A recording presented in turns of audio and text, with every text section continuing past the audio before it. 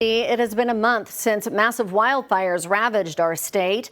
Afterward, Governor Stitt fired 3 forestry department employees and called for an investigation into the response. But overall, the firefighting community finds his condemnation baffling, and so do many legislators.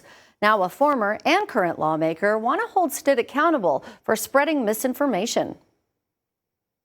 What's going on with him, Bob? What is all of that about?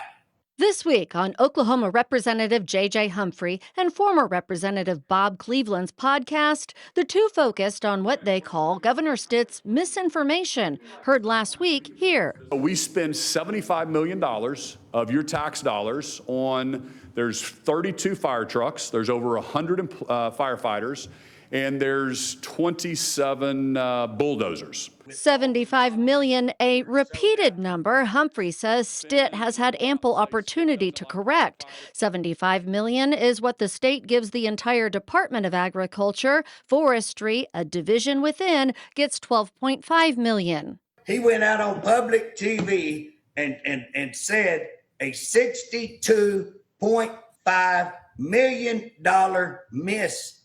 That's a hell of a miss, Bob. He even come back out and said it again a week, all week long. He kept talking about it.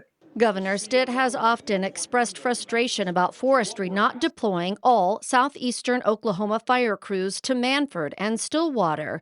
Multiple firefighters tell me state statute does not allow forestry to deploy all resources out of the southeastern part of the state at once. What they will tell you is, oh, well, we had to stay in the southeastern and the eastern part of the state instead of over there where the fires were for statute. Not true. Our attorneys have looked at it, agriculture attorneys. There is no statute that says that. And yes, you may be angry that we left some equipment down there to watch southeastern Oklahoma, because that's okay if southeastern Oklahoma burns up, I guess.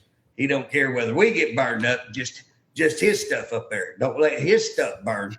That's what seems to be the problem. Stitt is hoping findings from an investigation by the Agriculture and Public Safety Secretaries will reveal more answers on how the response failed.